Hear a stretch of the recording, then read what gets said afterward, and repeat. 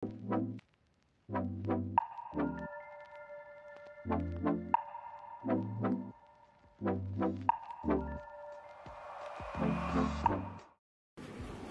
Everybody, lifestyle diaries তরফের থেকে নমস্কার।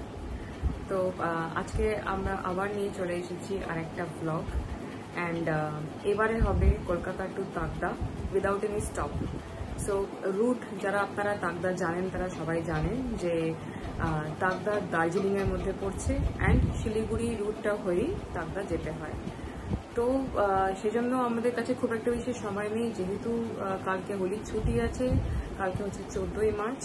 তো সেই জন্য আজকে 13ই মার্চ রাত্রিবেলা আমরা বেরিয়ে পড়লাম, আর সানডে আমরা ব্যাক করে আসবো। দ্যাটস ওয়াই খুব তাড়াহুড়োর মধ্যে একদম যাওয়া। যদি শিলিগুড়িতে হল্ট করতে হয় তাহলে তো এইটুকু সময় ফেরা যাবে না, সোমবার থেকে আবার অফিস।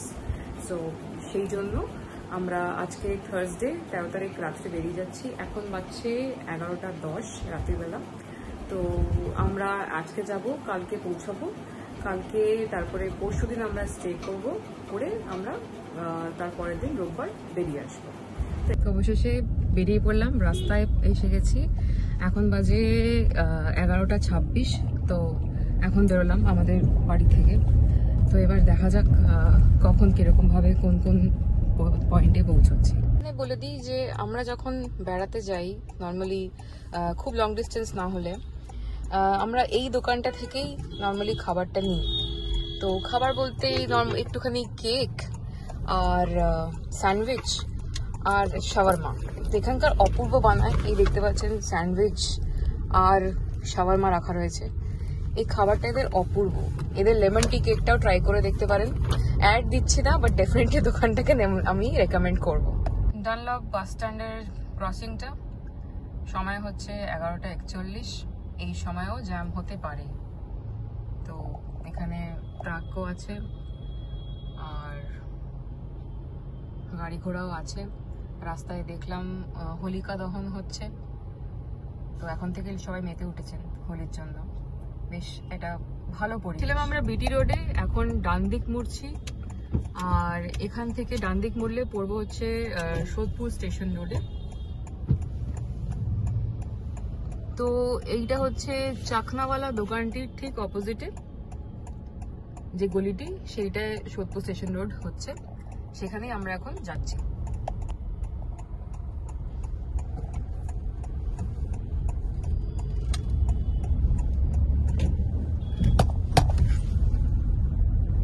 অর্পণের গাড়ির কাঁচ পোছার বাতিক শুরু হয়ে গেছে। একটু আগে আমি কমপ্লেন করছিলাম যে ভিডিওর কোয়ালিটি খারাপ হয়ে যাচ্ছে, সঙ্গে সঙ্গে নেমে পড়েছে সোদপুর স্টেশন রোডে ঢুকতেই কাঁচ পরিষ্কার করতে। অর্পণ বলো, ফার্স্ট টাইম আমরা এরকম ভালো লাগছে। কাজে সব মিটিয়ে অফিসের অনেক প্রেশার ছিল, কিন্তু ট্রিপটা এতটাই এক্সাইটিং এবং রাত্রিবেলা ট্রাভেল করছি, ফুল নাইট ফার্স্ট টাইম, খুবই এক্সাইটিং ব্যাপার স্যাপার। তো দেখতে থাকুন কেমন লাগে এই ব্লগ। কল্যাণী এক্সপ্রেসওয়েতে পড়ছি। এই এখন আমরা ঘুরছি বাঁদিকে অ্যান্ড এই পড়ে গেলাম আমরা কল্যাণী এক্সপ্রেসওয়েতে। মানে আমাদের 7 ট্যাঙ্কস থেকে কল্যাণী এক্সপ্রেসওয়েতে উঠতে আমাদের খুব বেশি সময় লাগলো না, সময় হচ্ছে 12:04। তো এই দেখুন কল্যাণী এক্সপ্রেসওয়ে এই একটা অসাধারণ ব্যাপার, এত সুন্দর মানে রাস্তা আর এত ভালো লাগে, চারিপাশটা একদম ধুধু আর মানে করছে, আর ওই দিকের আলোগুলো পুরো মনে হচ্ছে নেকলেসের মতো। তো প্রতিবারই যখন এইখানে আসি, প্রতিবার অর্পণার কাছে বায়না করি, আরে এখানে দাদা বৌদি বা ডিবাপি কিছু বিরিয়ানি, আই থিঙ্ক ডিবাপি আছে আশেপাশে, তো খাবো। জীবনে খাওয়ায়নি অর্পণ আমাকে, তো কিছু করার নেই। আশা করছি এই জীবনে তো একবার ডিবাপি বা দাদা বৌদি কোথাকার একটা বিরিয়ানি আমার কপালে জুটবে। তো এই হচ্ছে ব্যাপার। আর আজকে আমাদের দুজনের প্রচন্ড অফিসের চাপ, সে সকাল 8টা পৌনে 8টা থেকে আমরা অফিসের কাজ করতে বসেছি। ভাগ্যিস আজকে ওয়ার্ক ফ্রম হোম পেয়েছিলাম। তো সেইটার পরে তারপরে আবার আমাদের গাড়িটা জানি না কার চোখ লেগেছে, কখনো মানে কোনো সময়ই আমাদের টায়ারের কোনো না কোনো প্রবলেম হয়। তো আজকেও সেই টায়ারের প্রবলেম ছিল। সামহাউ আগের বার মানে ট্রিপের সময়ও প্রবলেম হয়েছিল ফেরার সময়, আর এইবারও আমরা জাস্ট অফিস থেকে ফেরার পরই কোনো একটা প্রবলেম হয়েছে। টায়ারের মধ্যে একটা লোহার পাত ঢুকেছিল, যেটা আমরা রিয়েলাইজ করতে পারিনি। তাও নতুন চাকা, ব্রিজস্টোনের চাকা, এতই ভালো চাকা যে সেখানে, সরি ব্রিজস্টোন না, গুডিয়ারের টায়ার, নতুন টায়ার কেনা হয়েছে। ট্রিপে গেছি শিলিগুড়ি, এসে মানে শিলিগুড়ি না, আপনার সঙ্গে শেয়ার করেছিলাম, আমরা গেছিলাম লাটাগুড়িতে, আর ওখান থেকে ফেরার পথেই টায়ার পুরো সত্যানাশ হয়ে গেল, মিশে গেলাম NH12-এ। এই এখন গাড়ির দৈরাত্ম সেরকম কিছু নেই, দৈরাত্ম, হাউএভার ট্রাক আছে, আমরা সবাই জানি রাত্রিবেলা ট্রাক ছাড়ে, তো ট্রাকটাই যা আছে, বাকি এখনো পর্যন্ত যা এসছি রাস্তা ভালো। মাঝে একবার এসেছিলাম আমরা কল্যাণী এক্সপ্রেসওয়ের দিকে, তখন কাজ হচ্ছিল, আর এখন দেখলাম সবকিছুই ভালো সুন্দর। এতক্ষণে পৌঁছালাম আমরা পলাশী ওরফে প্লাসি। এখন বাজছে 2:22 আর আমাদের যাত্রা মোটামুটি ঠিকঠাকই চলছে। আমরা জাস্ট একটু টেনশনে আছি, বিকজ অ্যাজ আমরা সবাই জানি যে কালকে হোলি, অ্যান্ড অনেক জায়গাতেই দেখতে পাচ্ছি যে রাস্তায় রাস্তায় একটু নাম গান হচ্ছে বা কোথাও কীর্তন হচ্ছে।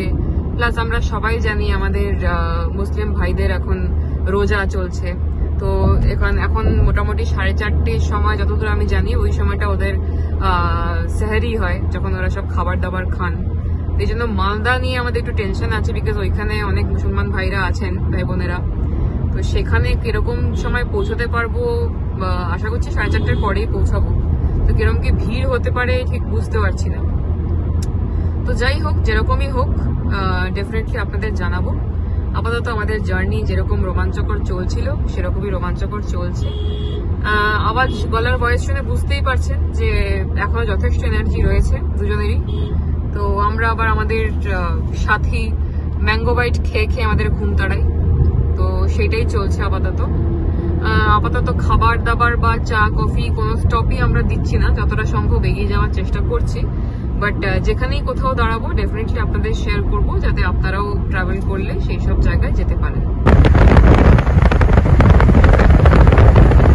3টে বাজলো, আমরা এখন একটা টোল প্লাজা ক্রস করলাম, এটা আমাদের 3rd টোল হলো।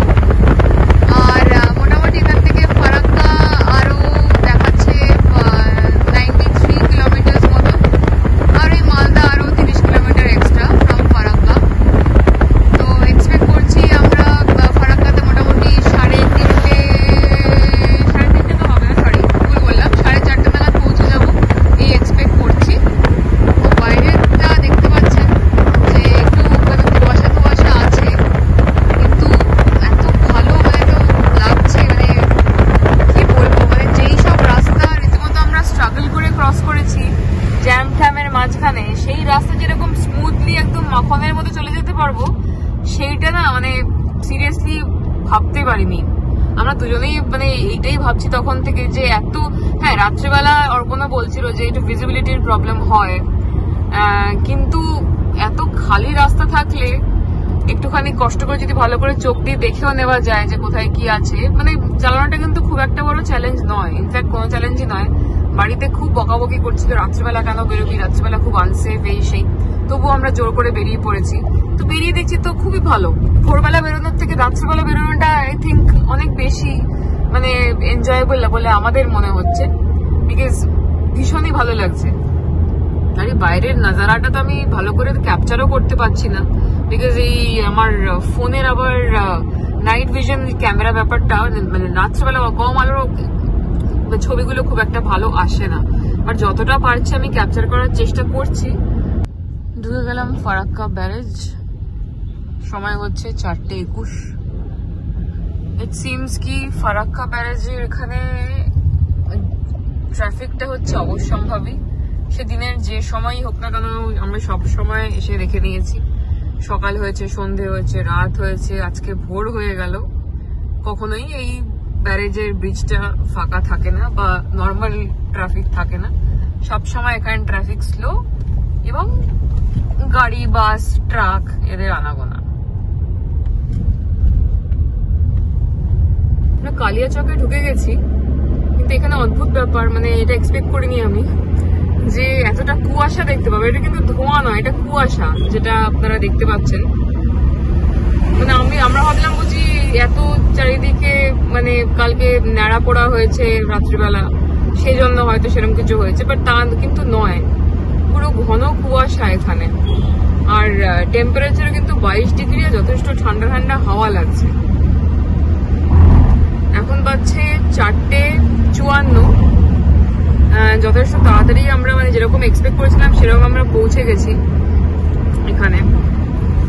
আর আপাতত দেখাচ্ছে আমাদের আরো 7 ঘন্টা 11 মিনিট ট্রাভেল করতে হবে আমাদের ডেস্টিনেশন তাকদার, যেখানে আমরা বুক করেছি স্টেটা, সেখানে পৌঁছানোর জন্য 311 কিলোমিটার আরো ট্রাভেল করতে হবে। আর এস্টিমেটেড অ্যারাইভাল টাইম দেখাচ্ছে 12টা বেজে 5 মিনিট, যেটা আমাদের ইনিশিয়ালি ছিল 1:30টা কি আই থিঙ্ক 1:05 এরকম কিছু ছিল যখন ভিডিও শুরু করেছিলাম, তখন বলেছিলাম আমি।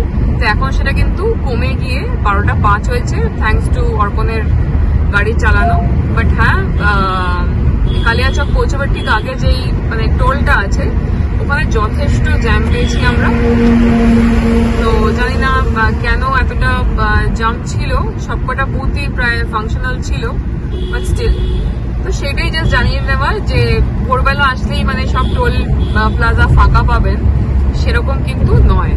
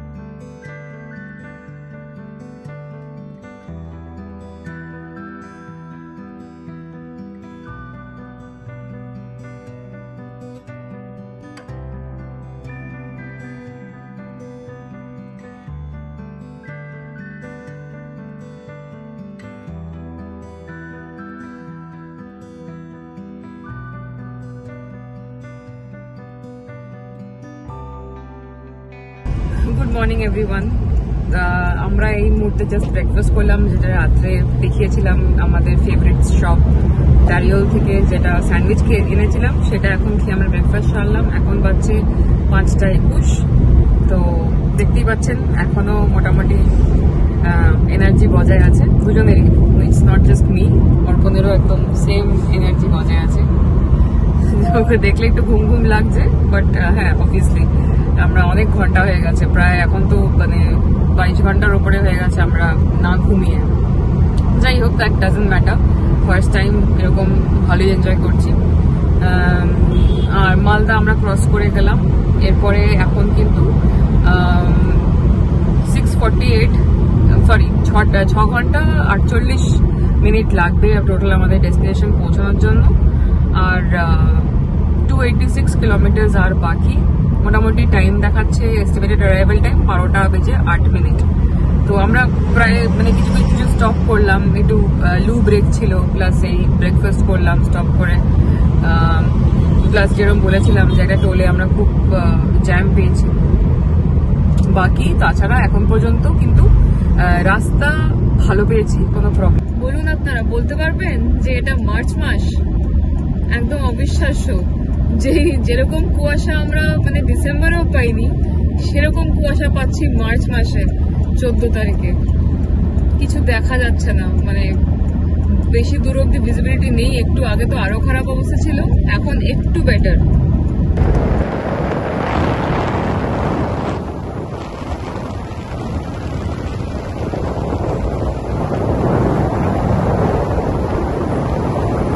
তো বন্ধুগণ, এসে গেছি সেই বিখ্যাত টোল প্লাজায়, যেখানে 100 টাকা নেওয়ার পরেও রাস্তা অত্যধিক খারাপ। তো আজকে আবার সেই সেম এক্সপিরিয়েন্স হবে কিনা সেটা জেনে আপনাদের জানাবো। যে চোখে রাস্তার অবস্থা দেখে নিন, যে কিভাবে গাড়ি ঠিক করে চলবে বা নর্মাল স্পিডে চলবে এরকম রাস্তায়। দেখে নিন।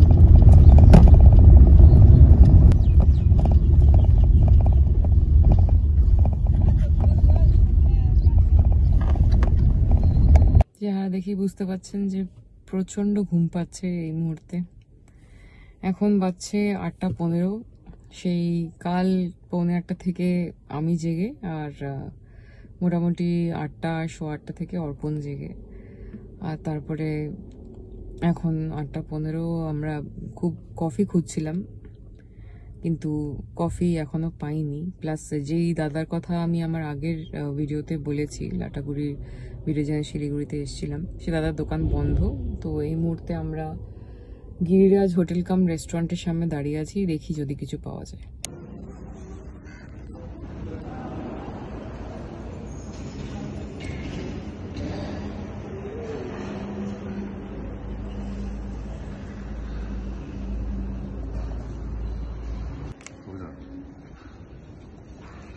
ওকে, পুরি সবজির আটার পুরি অ্যান্ড আলু মটরের সবজি।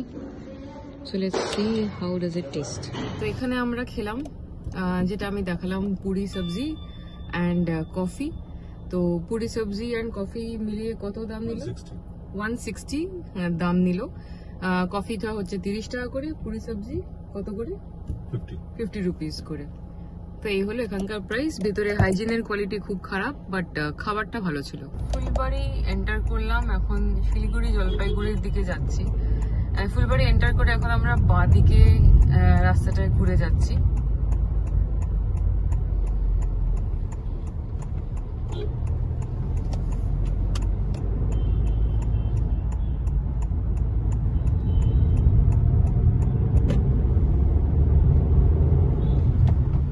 সেবক রোড হয়ে আমাদের যেতে হবে 27 মাইলস ধরে। আমাদের যার সঙ্গে কথা হয়েছে আমাদের হোমস্টেতে, উনি আমাদের এই কথাটাই বললেন। তো সময় হচ্ছে 9:48 আর আমরা ফুলবাড়ি রোডে আছি এই মুহূর্তে। তো যাচ্ছি এখন আমরা টুয়ার্ডস দ্য ডেস্টিনেশন। আমাদের ব্রেকফাস্ট হয়ে গেল যেমন দেখালাম। তো এখন ঋষি রোড হয়ে আমরা যাচ্ছি, আর আমাদের এস্টিমেটেড টাইম অফ অ্যারাইভাল দেখাচ্ছে 12:40। আরো 2 ঘন্টা 52 মিনিট লাগবে, মোটামুটি 78 কিলোমিটার আরো ট্রাভেল করতে হবে। তো এখানে আমাদের যিনি এবার বলে দিই যে আমরা থাকছি কোথায়। তো এইবার আর কোনো হোটেল নয়, বিকজ আই থিঙ্ক যারা জানেন যে এখানে মানে গেছেন বা জানেন এই জায়গাটি সম্বন্ধে যেখানে আমরা যাচ্ছি, তো সেখানে হোটেলের সেরকম ব্যবস্থা নেই। তো সেখানে সবকিছুই হচ্ছে ব্রিটিশ বাংলোর নাম দিয়ে বা বাংলোর নাম্বার দিয়ে সেখানে মানে নামকরণ করা হয়েছে। তো সেখানেই সব হোমস্টে রয়েছে। হোমস্টে লোকাল লোকেরা ওনারা থাকার খাওয়ার ব্যবস্থা করে দেন। তো সেরকমই একটা বাংলোতে আজকে আমরা উঠবো। ওখানকার একটা খুব নাম করা বাংলো আছে, বাংলো নাম্বার 10। তো ওইটা আমরা আবার উঠছি না, আমরা এইবার একটু কস্ট এফেক্টিভ রেখেছি আমাদের স্টেটা। তো আমরা বাংলো নাম্বার 6, যেটার নাম হচ্ছে শ্রী রিদ্যম, তো সেখানে আমরা থাকবো। আর কেমন কি খাবার আমরা পাচ্ছি, মানে উনি খুবই ভদ্র ফোন করেছিলেন, মিস্টার থাপা, তো সঙ্গম থাপা। তো উনি আমাকে জিজ্ঞেস করলেন যে কি খাবো, তো কখন আসছি। তো আমরা কলকাতা থেকে একেবারে একটা স্ট্রেচ বিনা কোনো হল্ট করে একদম ডিরেক্টলি ওখানে যাচ্ছি, তাকদায় যাচ্ছি। শুনে উনি একটু অবাকই হলেন। তারপরে আমাদের বললেন যে উনি চিকেন রান্না করে দেবেন কিনা। শিলিগুড়ি পুলিশ স্টেশনের সামনে দিয়ে আমরা উঠলাম এই ছোট্ট ব্রিজটিতে। এখন আমাদের সেবক ধরতে হবে। তো মোটামুটি আরো 60 কিলোমিটার ট্রাভেল করলে আমরা পৌঁছে যাব আমাদের গন্তব্যস্থলে। তো সেবক ধরার আগে আমাদের হিলকাট রোড আসবে। হিলকাট রোড, এই যে রাস্তাটা আছে যে হিলকাট রোডে মার্জ করবে, তারপর ওখান থেকে সেবকের উদ্দেশ্যে আমরা রওনা দেবো। অ্যান্ড সেবকটা আপনারা জানেন যে শিলিগুড়ির মধ্যে থেকে পাহাড়ের উপরে উঠে যায় সেবক রোডটা। আজকের রুট হবে একটু অন্যরকম, কারণ আগে যখন আমরা কার্শিয়ং গেছিলাম, আমরা তিস্তার সাইড দিয়ে বা ধার দিয়ে যাইনি। আজকে কিন্তু তিস্তার পাশ দিয়েই আমাদেরকে যেতে হবে। এইটা আমি দেখাতে খুব ভালোবাসি, the first glimpse of the mountain. এই এখনো আমিও প্রথমবারই পাহাড়টা দেখতে পাচ্ছি এতক্ষণের মধ্যে, তাই আপনাদের সঙ্গে শেয়ার করতে চাইলাম।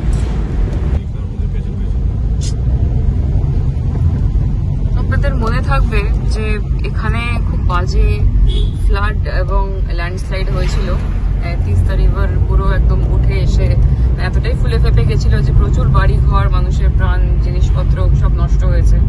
আর ল্যান্ডস্লাইড তো হয়েই ছিল এই জায়গায়। তো ওই দিক দিয়ে দেখিয়ে দিচ্ছি, অর্পণের দিক দিয়ে তিস্তা রিভারটা দেখতে পাচ্ছেন কিনা জানি না, অল্প হয় সামান্য হবে দেখতে পাবে। তো এবারে যখন আমি ফার্স্ট টাইম এসেছিলাম আগের বছরের অক্টোবর মাসে, তখন অবস্থা খুব খারাপ ছিল, কিন্তু এত কম সময়ের মধ্যে এত সুন্দরভাবে এনারা সাজিয়ে সবকিছু সাজিয়ে করে দিয়েছেন যে খুবই অভাবনীয়। যে পাহাড়ের মতো জায়গায় যেখানে এত প্রচুর রিসোর্সেস মানে রেডিলি অ্যাভেলেবল নয়, সেখানে এত সহজে এত তাড়াতাড়ি কিভাবে এত সুন্দর করে সবকিছু ওনারা সারিয়ে তুলতে পারলেন এখানে যারা আছেন অথরিটি। তো ট্রুলি অ্যাপ্রিশিয়েটেড।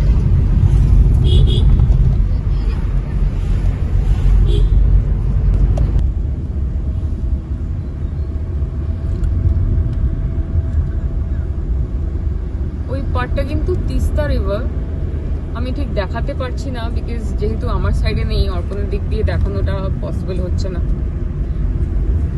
বাট ওই দিকটা যেটা দেখতে পাচ্ছেন, ওই যে পাহাড় দেখা যাচ্ছে যেখানে ওই border, white and black border, ওই দিকটা কিন্তু তিস্তা রিভার।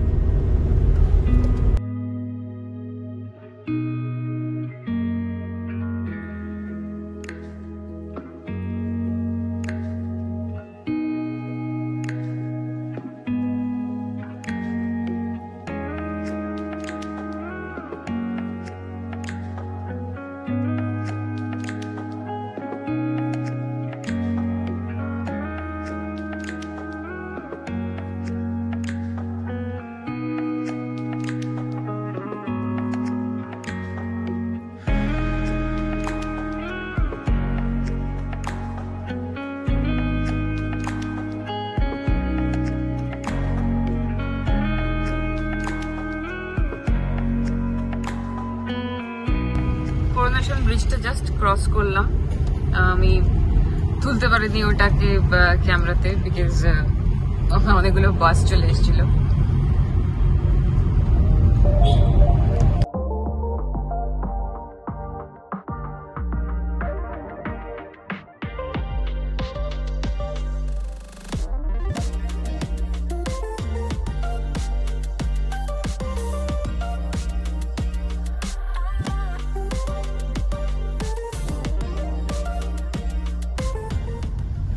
এই জায়গাটা ভালো করে দেখুন কিভাবে ধস নেমেছিল এখনো কি অবস্থা। মানে অনেকটাই এনারা সারাই করে দিয়েছেন, বাট পুরোটা এখনো করে উঠতে পারেননি, বাট স্টিল গাড়ি যাতায়াত করতে পারে। জাস্ট দেখুন কি অবস্থা।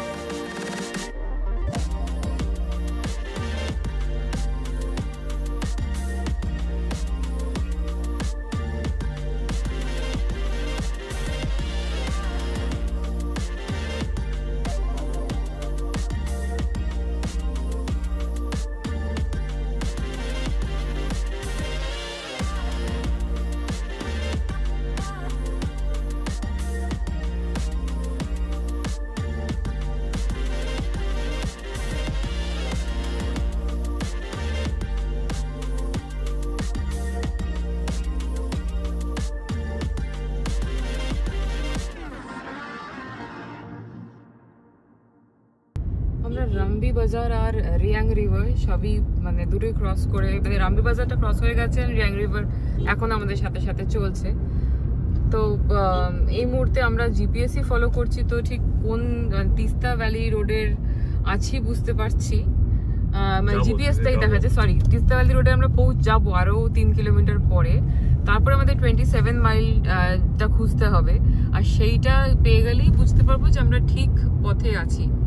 তো আপাতত কাউকে এখানে লোকালকে জিজ্ঞেস করিনি আমরা, বিকজ আমরা কনফিডেন্ট যে ঠিকঠাক জায়গায় যাচ্ছি, বাট দেখা যাক যে অ্যাকচুয়ালি ঠিকঠাক জায়গায় যাচ্ছি কিনা।